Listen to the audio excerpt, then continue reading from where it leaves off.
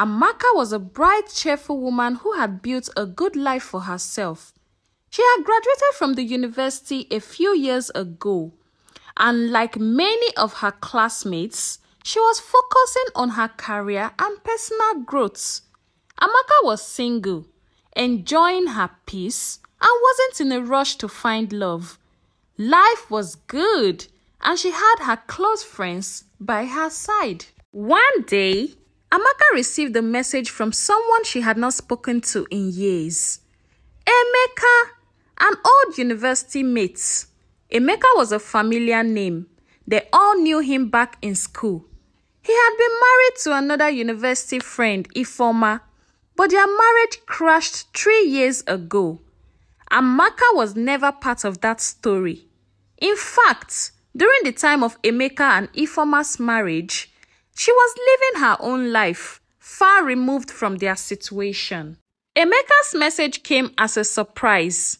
He wasn't just catching up, he was asking to meet. Amaka knew about his divorce, and though she felt a little awkward, she agreed to meet him. When they met, Emeka explained what had happened in his marriage. He shared the pain of his divorce and how hard it had been for him. Amaka listened carefully, feeling sympathy for him. She didn't feel like she was stepping into a dangerous territory, because at this point, they were just old friends reconnecting. Time passed, and Emeka kept reaching out to Amaka. He was kind, thoughtful, and respectful. Slowly, their friendship blossomed into something more. Emeka began asking her if she would consider being with him. At first, Amaka was hesitant. She wasn't sure if she wanted to get involved with a man who had been married before, and she didn't know how others would react. She thought to herself, this guy has been married before, and not just married to any other person, but to our university friend Ifoma. What will they say? Let me just give him a trial. Emeka was persistent. He wasn't just asking her. He was asking their mutual friends to talk to her too. He explained how much he cared for her and how he wanted a second chance at happiness. After a while, Amaka felt herself softening. She could see that Emeka was serious, and though she was initially unsure, she finally agreed to give him a chance. Amaka and Emeka got married in a small, beautiful ceremony. They were happy and they were in love. And soon after, they had a child together. A sweet little baby who brought joy to their lives. She loved her husband and they were building a strong family together. But my dear viewers, as much as Amaka was happy in her marriage, she noticed that not everyone around her seemed to share her joy. Some of their old university friends began to act differently towards her. She heard whispers and noticed how people used to be close to her started to distance themselves. She didn't understand why this was happening. Emeka was already divorced when they started their relationship. Why should anyone care now? It's not like I snatched him away from Ifoma. They were already divorced, for goodness sake.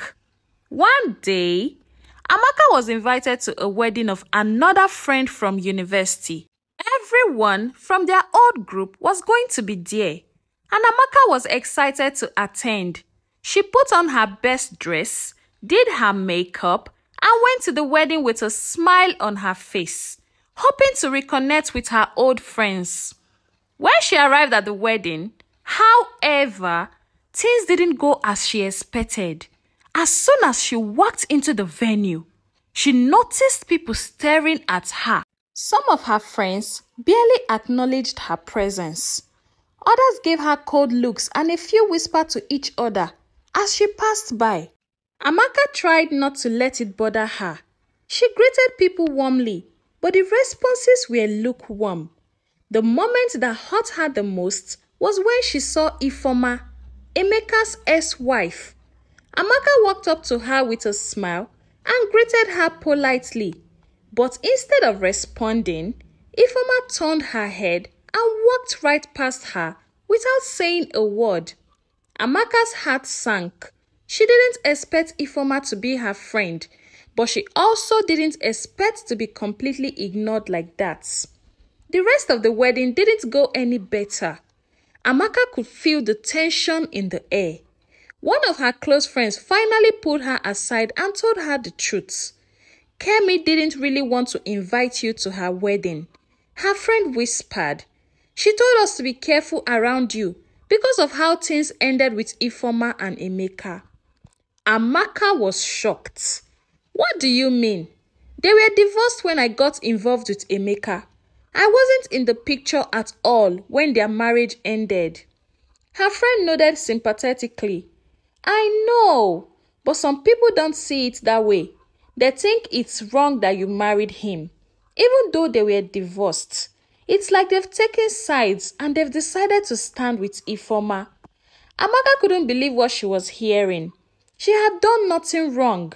Emeka and Ifeoma had been completely divorced for 3 years before she and Emeka even started dating. She had nothing to do with the end of their marriage, so why was she being treated like the bad guy?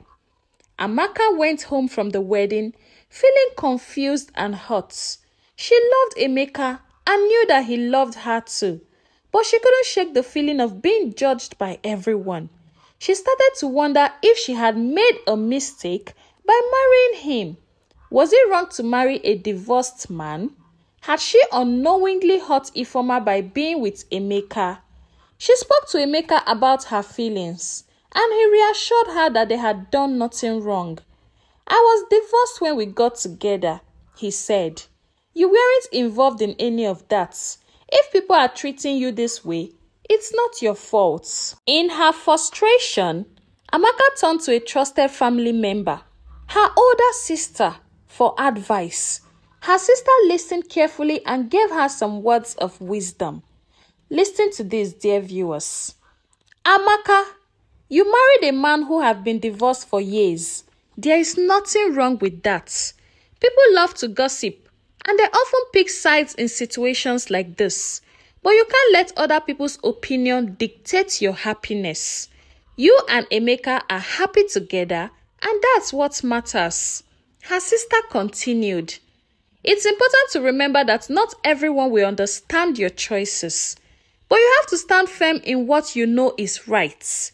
If Emeka had still been married when you got involved, that would have been a different story, but he wasn't. Don't let other people's insecurities ruin your peace.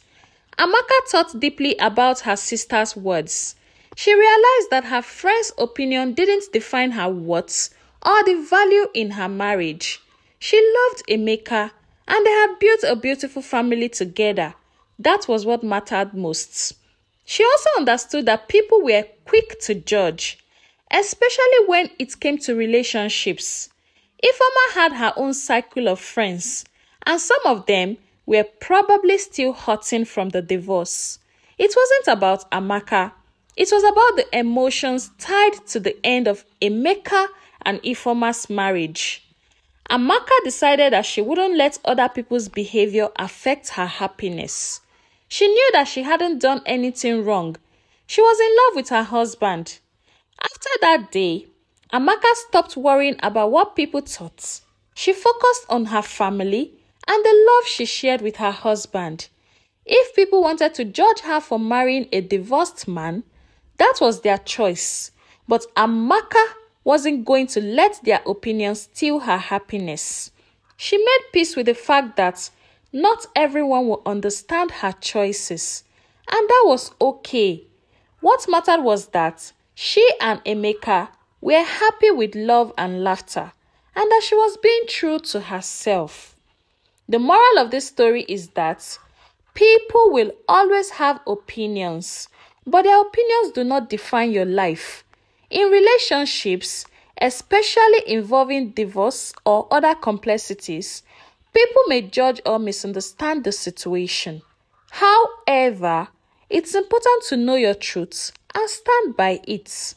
Marrying a divorced person is not wrong, especially when the marriage ended long before you came into the picture. People may take sides, but you must prioritize your happiness and the peace of your family. Ultimately, you are the one living your life, not them. Don't let the judgments of others control your happiness. Choose to live in love and peace, and let go of the negativities that others tries to place on you. Thank you so much for listening to my story. I hope you were inspired. I hope you do not put your mind on what people say about you and learn to prioritize your happiness and put yourself and your choices first. Thank you so much. My name is Onyi of Onyi Stories and Folktales. And please, if you haven't subscribed, kindly click on the subscribe button. And if you're a returning subscriber, thank you so much for clicking on my videos. I appreciate your support. I do not take it for granted. See you in my next video. Bye-bye.